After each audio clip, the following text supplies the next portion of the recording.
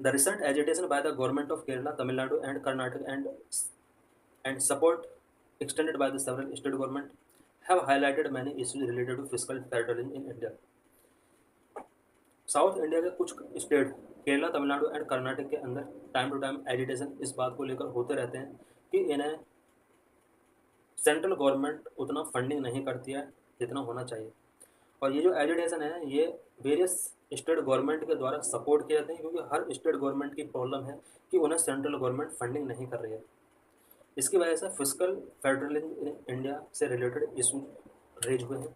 These agitations show that the newly constituted 16th Finance Commission would have to proceed seriously and innovatively to justly address complaint of increasing vertical and horizontal inequalities in devolution। अभी जो agitation south India के कुछ states की तरफ से show किए जा रहे हैं, ये 16th फाइनेंस कमीशन को कहीं ना कहीं अलर्ट कर रहा है कि उसे सीरियसली तरीके से, इनोवेटिवली तरीके से इन स्टेट्स की जो कंप्लेन है उसको सीरियसली तरीके से लेकर के स्टेट्स की फंडिंग पर ध्यान देना होगा और हॉरिजॉन्टल और वर्टिकल इनइक्वालिटीज जो डेवोल्यूशन से रिलेटेड हैं उसको सही करना होगा। What are two disturbing trends in domain of vertical devolution which needs urgent redressal? Vertical devolution of fund से related two disturbing trends क्या है जिन्हें redress करना बहुत ही जरूरी है।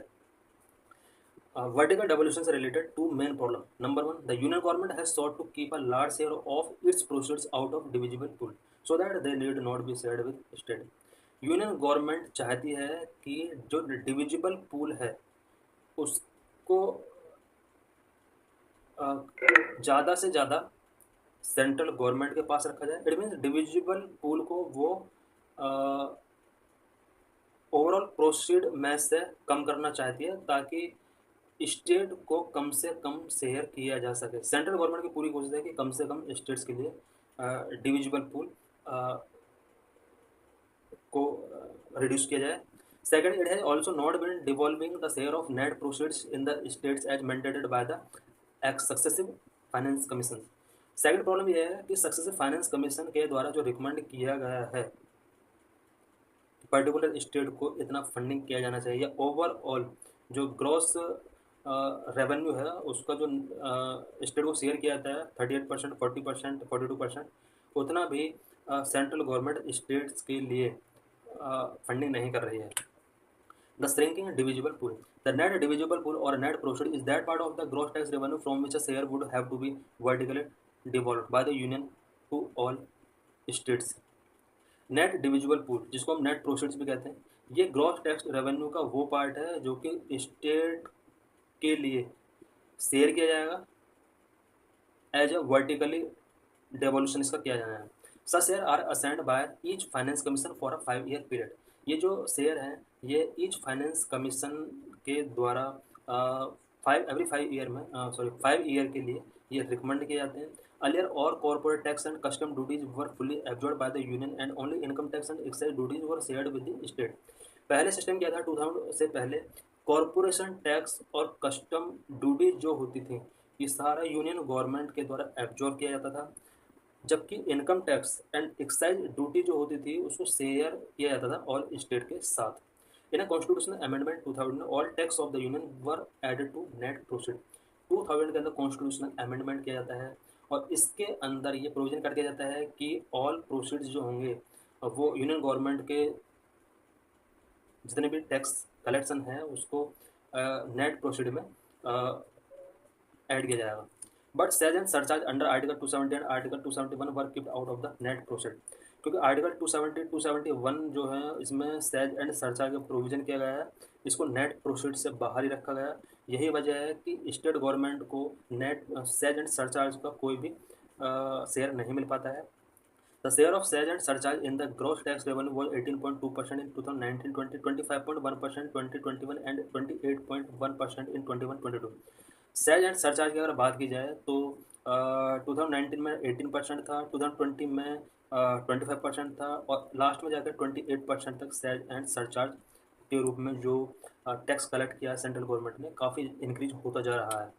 Between 2009-10 and 23-24, a cumulative total of 36.6 lakh crore was collected by the union government as SAG and surcharge.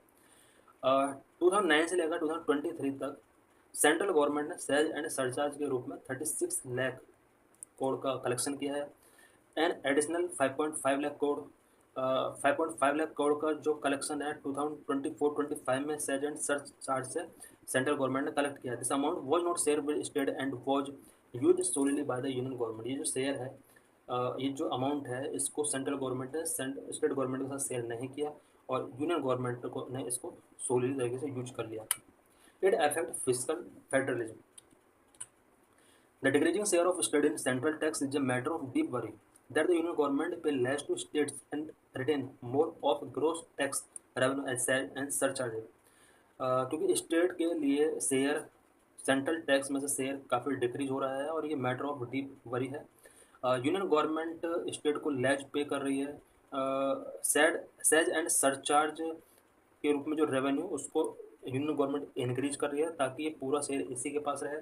The substitution of such untied transfer with central scheme increase rigidly in union state relation and end up diluting the spirit of cooperation fiscal federalism.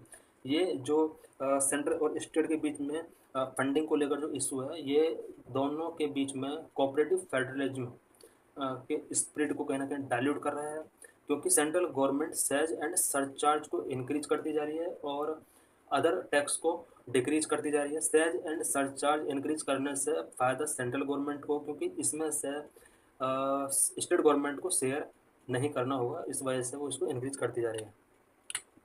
When state government contribute a big share in implementing a central project, but the union government insisting on displaying the prime minister's photograph or other form of labeling on the project. Recent dispute over labeling in the Ayushman Bharat Wellness Center is one such example.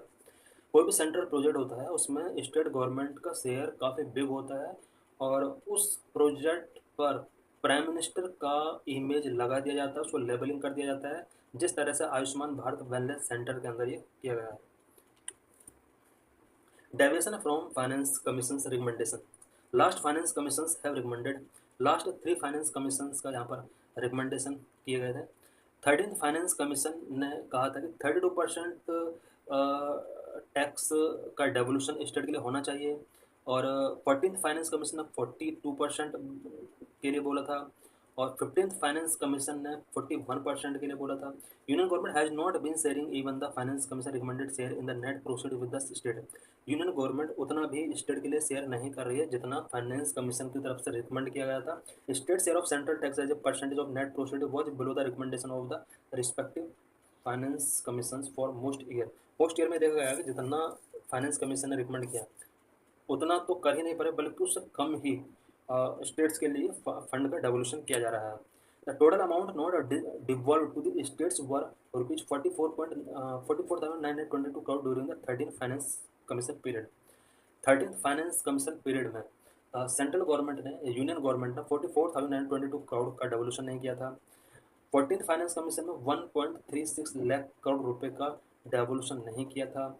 15th finance commission में rupees 3.69 lakh crore का devolution नहीं किया था। It means ये जो state को जाना चाहिए था फंड, ये फंड सेंट्रल गवर्नमेंट ने फाइनेंस कमीशन के रिकमेंडेशन के बाद भी शेयर नहीं किया। The failure to devolve this fund to state must be treated as a striking constitutional impropriety. इस तरह से सेंट्रल गवर्नमेंट स्टेट गवर्नमेंट के लिए जो फंड डिवॉल्व नहीं कर रही है इसको कॉन्स्टिट्यूशनल इम्प्रोप्राइटी के तौर पर देखा जाना चाहिए और ज़्यादा से ज़्यादा फंड स्टेट्स के लिए डिवॉल्व किया जाना चाहिए ताकि कंट्री का डेवलपमेंट हो। Conclusion to increase sharing of resource from the divisible pool and extend of cess and surcharge must be matter of critical importance for the 16th finance commission. 16th finance commission को देखना होगा कि divisible pool के अंदर से resource state के लिए increase हो रहे हैं या नहीं हो रहे हैं, इसको इंक्रीज करना होगा। सेज एंड सरचार्ज का जो एक्सटेंट है उसको लिमिट करना होगा और साथ में लोकल लेवल पर भी फंडिंग को रेज करना होगा। The finance commission must take initiative to correct historical wrongs in the vertical devolution through compensation to the state. Finance commission को हिस्टोरिकल रॉन्ग्स जो किए गए हैं इसके द्वारा वर्टिकल डेवोल्यूशन को लेकर के उसको कहीं ना कहीं इसको अपने आप में इम्प्रूवमेंट करना हो। It must instruct the union government to publish accurate intimates of net proceeds in the budget document. और ये यूनियन फाइनेंस कमीशन को यूनियन गवर्नमेंट के लिए इंस्ट्रक्ट करना चाहिए कि वो एक्यूरेट एस्टीमेट पब्लिश करे और ज़्यादा से ज़्यादा शेयर स्टेट के लिए रेज करे।